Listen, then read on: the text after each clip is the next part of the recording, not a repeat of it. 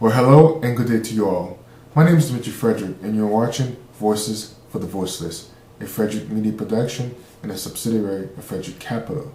Today is April the 5th, 2013, and today's show is entitled, Would Daddy Be Proud of You? We are looking at the last couple of weeks as this country is facing a possible third war to go into, dealing with Afghanistan and all this wars, dealing with Saddam Hussein, Bin Laden, all these things, and fighting the Taliban and whatnot. Can we afford to go into another war? And that's the crisis that this country is facing amongst its unemployment rate that hasn't changed. As today, more information came out that jobless claims haven't shrunk, or basically this economy is not even growing at the rate it should be growing to get back to normalcy. And so again, there's a lot of things at stake as we continue to face crisis, and the latest crisis is North Korea planning to wage war against America. And so this show is going to look at what is at stake, not necessarily for us, but Kim Jon Un, as he plans to attack America and actually wage war. And so this show is focused totally on what is at stake for the country of North Korea. And let's get started. So there's something to be said about being young and dumb when the whole country falls on your lap all of a sudden, as the world watches you every step and wonders what is your next decision will be made, whether it's good or bad.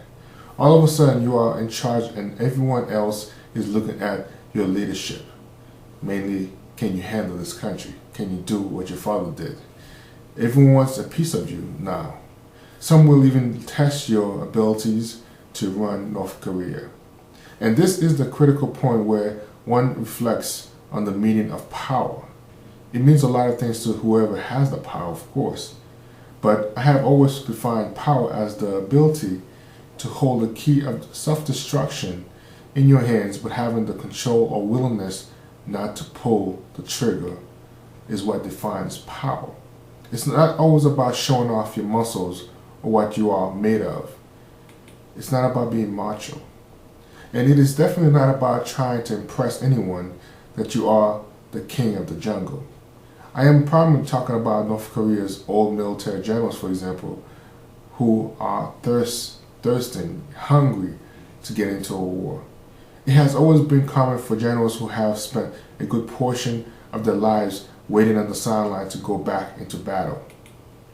Their passion for war is in their blood. They can't help themselves. A time of peace and a display of cool, level heads is a far cry for compromise from these type of men. But in the 20th century, it took that kind of leadership from a young President Kennedy that kept us from a Cuban Missile Crisis. It was the same kind of leadership that kept us from a Cold War with the Russians, led by President Reagan. In each one of these cases, cool heads prevailed that kept us from annihilation. This brings me to the conclusion of today's show. Regardless if you are seeking wise counsel, Kim Jon Un, America is definitely not someone you want to mess with. Planning test launches and making threats of attacking America is something you may want to rethink for several reasons. Let me just point out two facts. The first one you should know is that for the past decade, America has been in the forefront of eradicating tyranny across the world. Regardless if a country has any weapons of mass destruction, it doesn't matter, as has been proven. It starts off with Bin Laden and Saddam Hussein, who are now both dead men. My second point is Gaddafi, who is also a dead man and was overthrown for its cruelty to its citizens. You may have hide behind your military as a cherished president for now, but millions will learn about your concentration camp named Camp 14. Anderson Cooper on CNN has already covered the story today, as displayed the horror and destruction of people's lives. And he has a philosophy which goes back to his father's days, I think grandfather's days, of 3 generations for any punishment or crime that is committed in North Korea. So again, people will never forget the cruelty. So with a little bit of propaganda, your popularity could easily go down the drain with a self-provoked civil war. My closing remarks to you, Kim Jong Un, is to live as old as these dead tyrants that I have mentioned and enjoy your dynasty before it is short-lived. Because you are waging a war that you cannot win.